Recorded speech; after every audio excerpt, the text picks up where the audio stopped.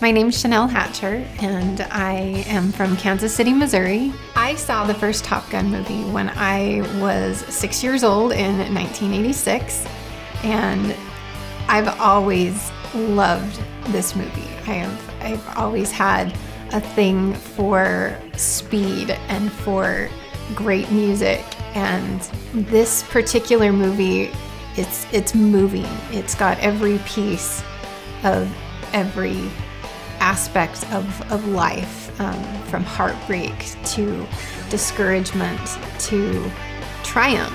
I'm so excited to see the second movie come out this week and see it come to life all over again and be a part of that journey.